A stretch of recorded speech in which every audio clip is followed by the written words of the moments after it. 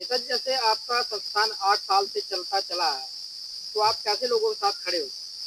जी, सबसे पहले तो आप सभी पत्रकार बंधुओं को बहुत-बहुत आभार, बहुत-बहुत साधुवाद कि आप लोग यहाँ मतलब इस कार्यक्रम की तैयारी के अनुक्रम में या जो हमारी जो योजनाएँ हैं, जो हम करना चाहते हैं उसको जानने के लिए और जान करके उसको पूरे देश प्रदेश में पूरे सबको जो है पहुँचाने का काम करेंगे। इसके लिए आप सबको बहुत-बहुत साधुवाद। सर, जो आगामी 22 जून को मोस्ट क्रांति सम्मेलन की तैयारियां चल रही हैं, जो कार्यक्रम रख रहे हैं, तो मुख्य उद्देश्य क्या है कार्यक्रम का? ये कार्यक्रम का मुख्य उद्देश्य है कि मनवादी व्यवस्था की वजह से हमारे जो पिछड़े वर्ग के लोग हैं, खास करके पिछड़ी जातियाँ जो आज पिछड़े हैं, उसका मुख्य कारण जब हमने महसूस किया, जब हमने अध्ययन किया, तो निकल के आया कि इनके पिछड़ेपन का मुख्य कारण है अंधविश्वास, पाखंडवाद और मनवाद में जकड़े होना। और इनको जब तक वहाँ से हम बाहर नहीं निकालते हैं, तब तक इनका पिछड़ापन दूर नहीं होगा।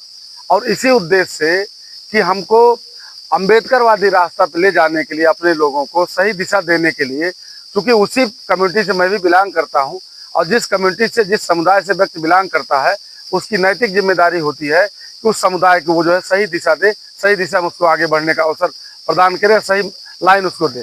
क्योंकि मैं इंटर कॉलेज में टीचर हूँ और टीचर होने के साथ साथ हमारी सामाजिक जिम्मेदारी है, नैतिक जिम्मेदारी है कि समाज को हम सही दिशा दें।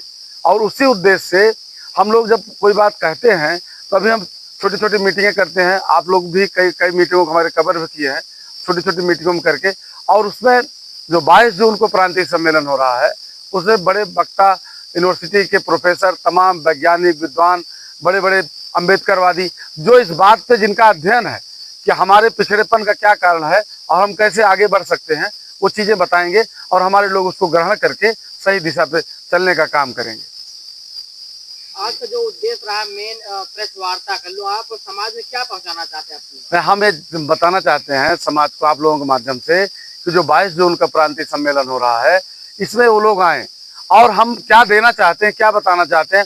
हमारे लोगों ने जिसने जो बता दिया, यहाँ चले जाओ, वहाँ चले जाओ, वहाँ देवथान चले जाओ, वहाँ मठ पे चले जाओ, तो वहाँ जो है तीर्थ चले जाओ, व्रत करने चले जाओ, तमाम जिन लोगों ने जो बताया, हमारे लोगों ने वो किया अपने को बेहतर करने के लिए। तो हम आप लोगों के माध्यम से बताना चाहते हैं कि हम उनके बेहतर के लिए ये करना चाहते हैं, क्या क्या हमारा उद्देश्य है कि वो सही दिशा, उनको बच्चे इनके पढ़ाई में एकदम सबसे निचले पायदान पे हैं और उन सब का कारण जो है, मतलब सबसे बड़ा कारण जो है अंधविश्वास, भाग्यवाद और मनवादी व्यवस्था में जकड़े होना। हमारे बच्चे जो है भाग्यवादी होने के नाते वो संघर्ष करते ही नहीं। उनको शुरुआत में ही बता दिया जाता है भाग्य में होगा तो आप विद्या आएगी, भाग्य में होगा तो नौकरी मिलेगी, भाग्य में होगा शादी होगी। भाग के चक्कर में हम अपने बच्चों के संघर्ष को, बल को जीरो कर देते हैं और बाद में हम लोग शिकायत करते हैं कि भाई हमारा बच्चा पढ़ने में कमजोर है। जबकि बच्चा पढ़ने में कमजोर इसलिए है कि उसको आपने भाग्यवादी बनाया। तो दोषी तो हम हमारे गार्जियन है और मैं गार्जियन को भी दोषी नहीं मानता। दोषी हम जैसे पढ़े लिखे लोग हैं जो इस समुदाय में पैदा हुए हैं। अपने समुदाय के लिए जो है सही क्या है, गलत क्या है, उसको बताना चाहिए और सही दिशा दे करके सही दिशा में जो है कम्युनिटी को जो है आगे बढ़ने के लिए प्रेरित करना चाहिए।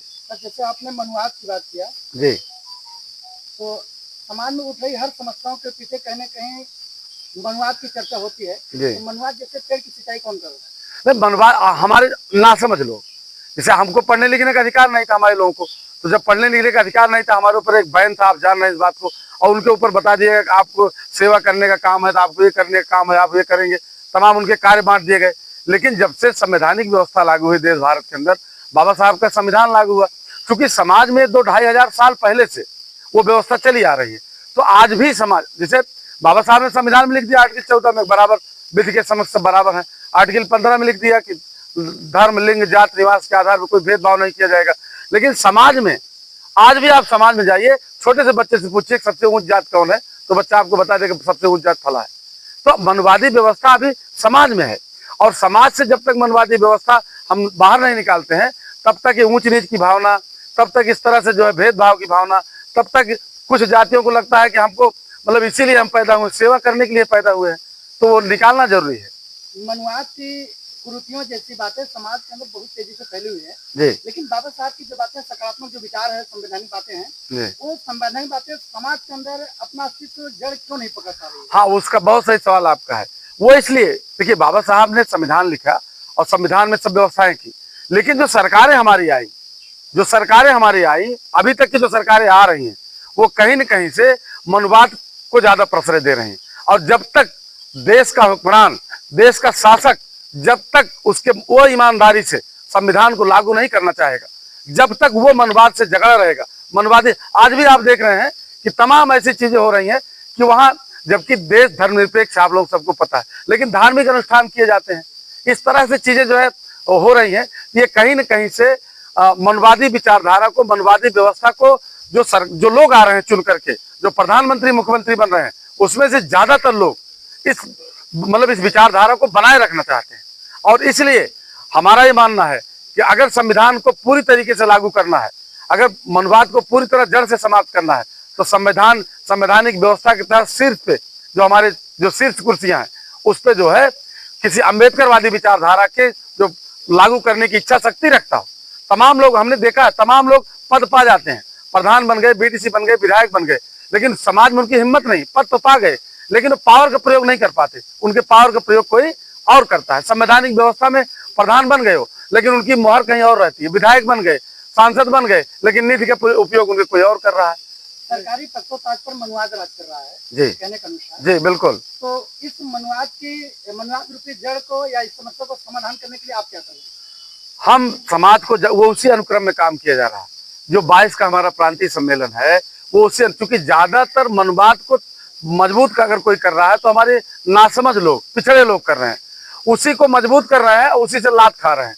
इसलिए हम जो मनोविधान है, इसको हम दुनिया का सर्वश्रेष्ठ राजनीतिक ग्रंथ, सबसे बड़ा कूटनीतिक ग्रंथ मानते हैं कि 4.5 साल जो है पीटने काट तोड़ने की बात करता है, निजताहीनता की बात करता है, और 4-5 महीने के अंदर अंदर वो लोग जो है हिंदूवादी बात करके, भाई हम लोग सब धर्म है, ये है, इस तरह की बात करके अपना काम कर लेते हैं। और पिछड़ों का प्रयोग कर लिया जाता है पटरा बल्ली की तरह। पिछड़े प्रयोग है, प्रयोग होने के बाद फिर उनको जो है जहाँ के तहाँ नीच है, छूत है, यहाँ वहाँ, इस तरह की व्यवस्था चल रही है। सर, आप बड़े हिम्मत के साथ जो है आज प्रेस वार्ता कर रहे हैं और मनवाद के जड़ों पर एक कुठाराघात प्रहार कर रहे हैं जी।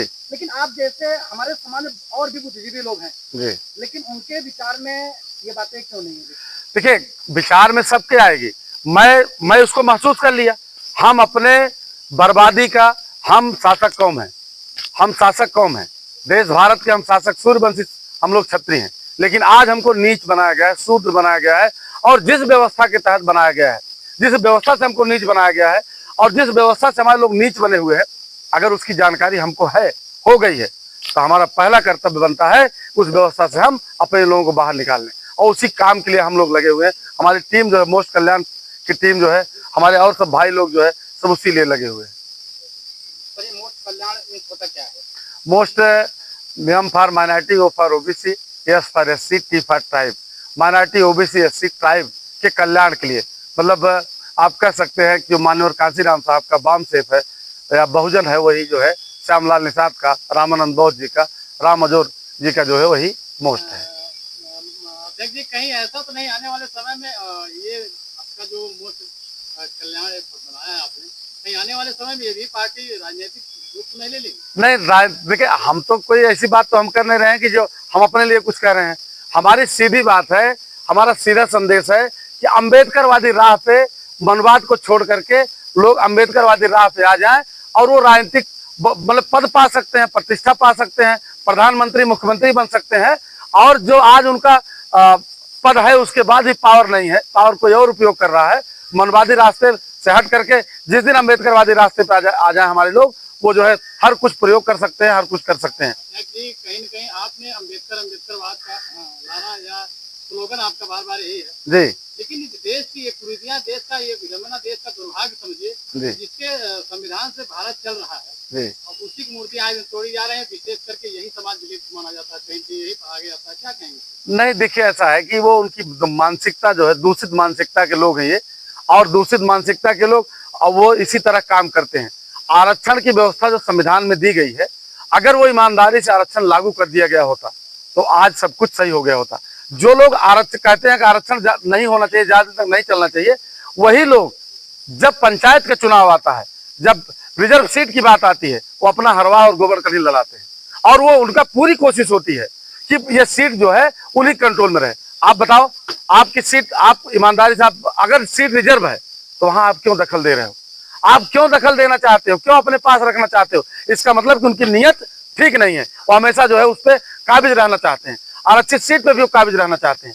और जब तक ये व्यवस्था रहेगी, बोलना चाहेंगे ये जो आरक्षण की बात आती है, जी, लोग ये कह रहे हैं आरक्षण नहीं चाहिए, जी, कि नहीं ये देश को खोखला बना रहा है, जी। तो देश में ये आरक्षण खत्म करना जरूरी है? जात नहीं नहीं, देखिए ऐसा है, जब तक जातियां रहेंगी, हम कह रहे हैं कि आप जाति को खत्म कर दो, आप ऊंच नीच की बात खत्म कर दो, आरक्षण आज वापस ले लो, हम लोग इस लायक हैं।